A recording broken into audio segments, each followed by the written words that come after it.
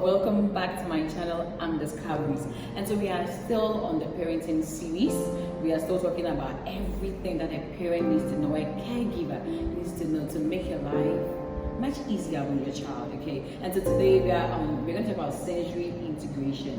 And the last time the occupational therapist came, I promised you guys I was going to bring him back on again, yes.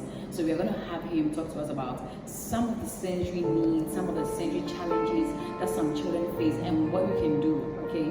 So examples of things that the children do and what you can do to help that child. So we're going to focus on 4. So the visual, which already know, things about sight, then the auditory, everything about hearing, tactile, everything about the skin, and then the 4th one, it's something that is usually not spoken about, that we usually don't pay attention to. It's more about balancing. Give us a whole rundown of it to help you parents know. One important thing is what we're going to talk about is not only related to special needs children. Even a typical child could have one of those challenges, and so it's important you follow, you pay attention, pick the lessons, and then you can go back and read more to help you understand. Probably your child is doing one of these things and you are thinking, wow, what is wrong with you? You can't listen. There's probably something later you need to check, okay? There was actually a research that says that out of about 5 people you see, there are 2 people that may have a little challenge. And so at this point, I'm going to bring our occupational therapist, Mr. Solomon Edu, on.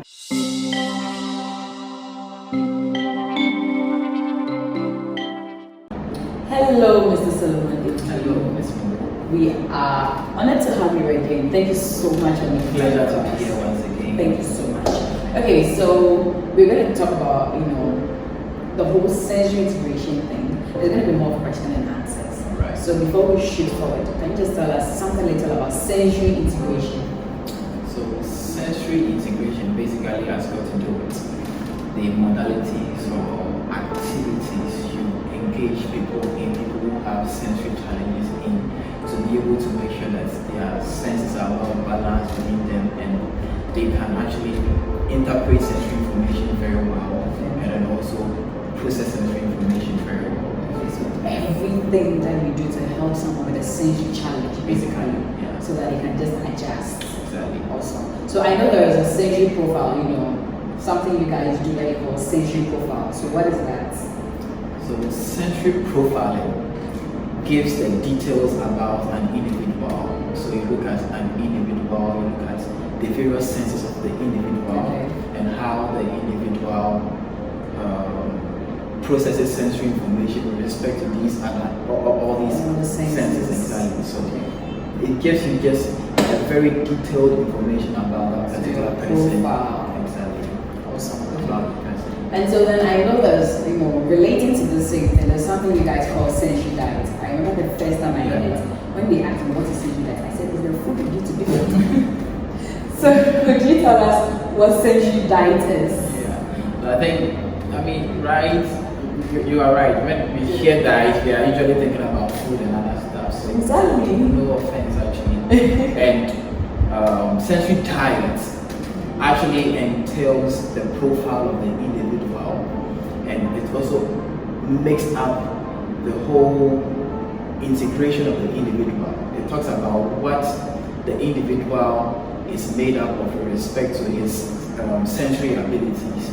It gives us the details of that individual, and then also the various interventions that are being incorporated to help the person integrate the sensations that he or she is dealing with. So it is sort of what we are doing right now to help the person overcome any sensory challenges that he or she has. Okay. Exactly. So basically, like, if we take one person, so let's say we take somebody called Kujo or yeah. Now the diet is what you are going to put together to help that person overcome the challenge they are facing. Exactly.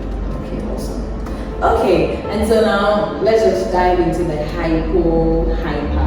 So I know there are people that we call them the hyperactive and then the hyperactive. So when we say someone is hypo, probably with an example, just something short to make my viewers. Yeah, so hypo, basically, anytime you hear hyposensitivity has got to do with an individual not being able to process sensory information very well, and so it is down. His ability to process sensory information is down, and then we are doing our best to increase that ability to get him to the optimum level where he can integrate the senses very well. So hypersensitivity has got to do with the response to sensory integration. The response to sensory input being very high, and then we want to tone it down. We want to decrease that sensitivity. Yes. So like hypo, probably there's this child you lash and the child is just looking at you.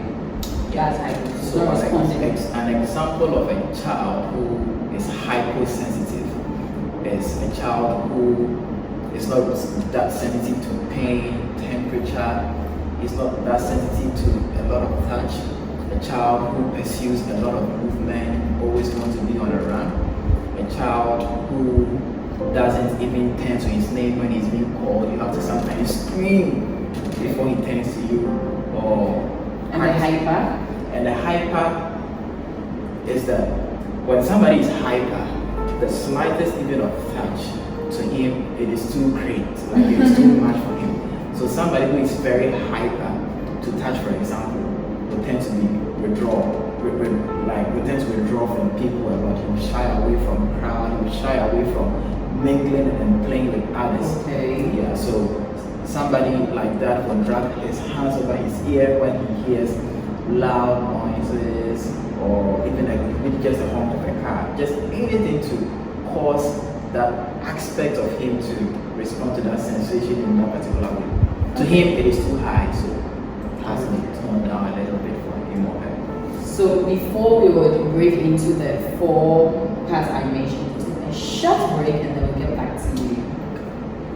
Welcome back. Now, this is all about to do. So, I mentioned the 4 sensory challenges we're going to pay attention to. So let's start with auditory. What are some of the things that a child who is hypo or hyper will behave, and what are the activities that a parent can do if they realize that child has that challenge? So, auditory basically, we know when we hear auditory, we are talking about the sense of hearing. Yes.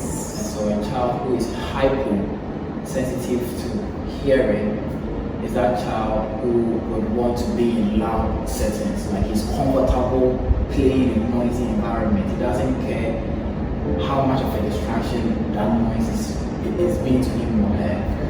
A child who is hypersensitive to sound is that child who is going to cover his ears, like I mentioned earlier, to any sound that bothers him. It could be a high-pitched sound, it could be even the sound of blenders we use in our kitchens and all of that. They become very, very unproductive in loud settings. Yes, so with such a child, an intervention or an integration, something you can help put together to help with this integration, could be the use of headphones, something like that. You could use a can-to-can activity. A can-to-can activity is when you take one end of the can, take another one in, like you join the rope and then post that. And then instruments go a long way to, general instruments, because the child is going to have access to the tunes of different instruments, being conversant, being familiar with them, that can help integrate their senses too. So basically, the slightest noise will disturb such a child. Okay.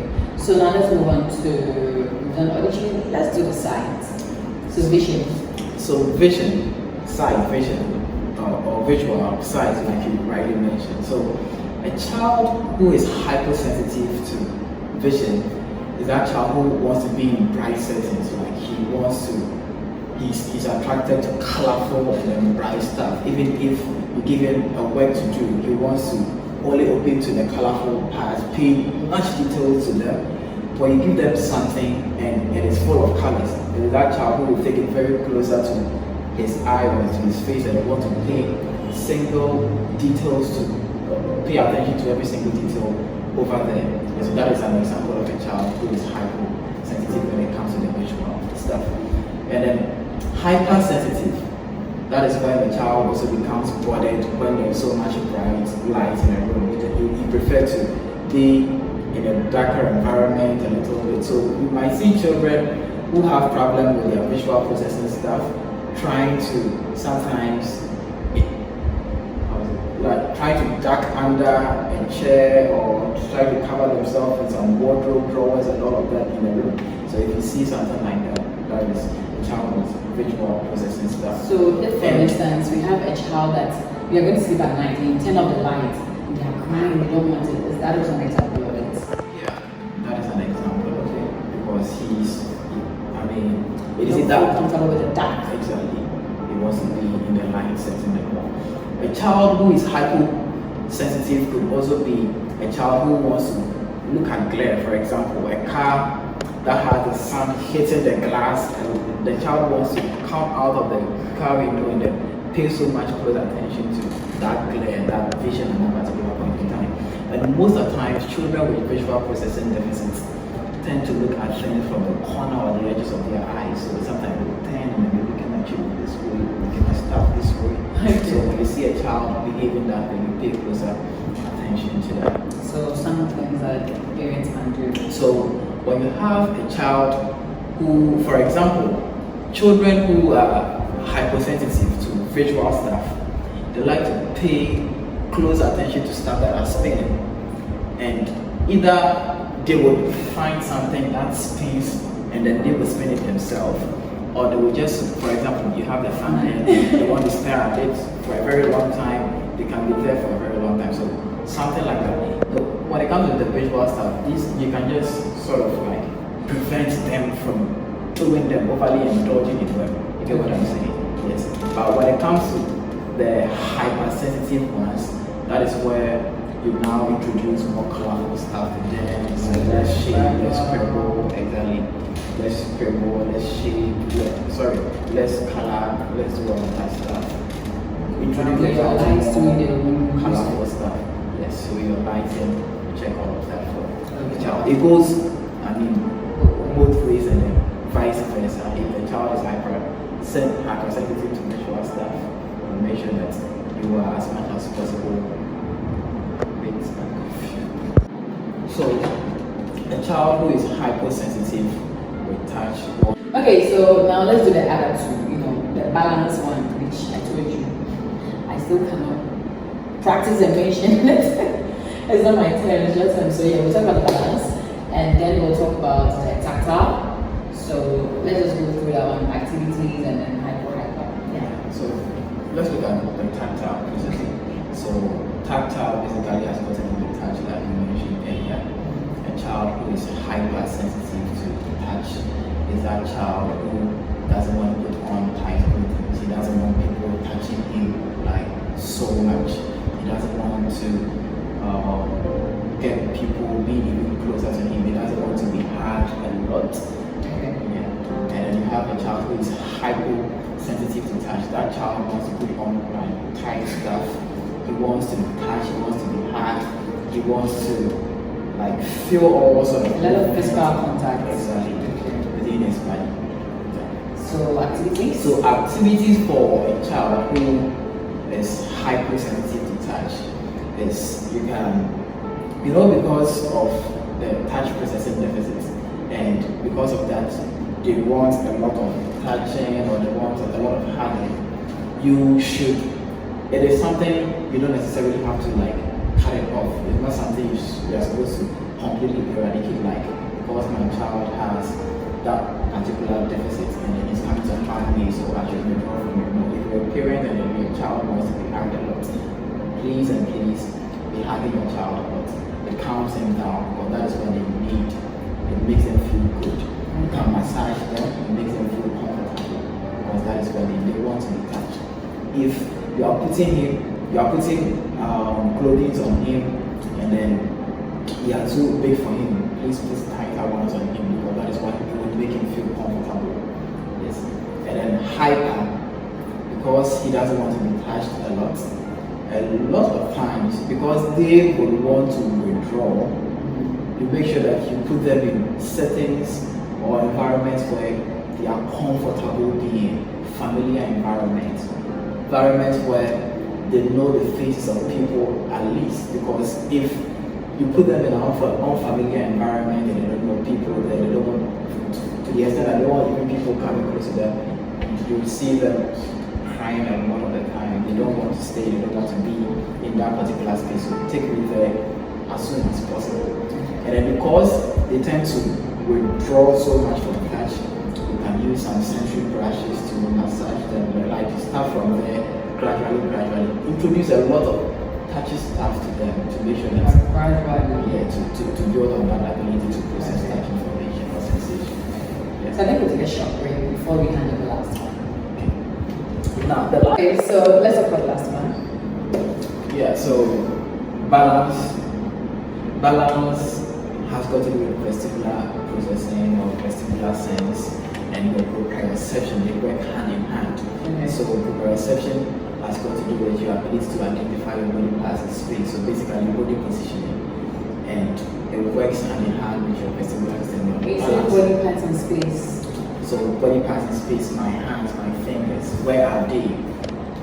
Such a child with problems with proprioception wants to feel a lot of textures. He wants to touch a lot of surfaces to know how they are feeling, to know how, or just to have a feel of that particular texture on that surface on their finger. They just, so they can also be very touchy too.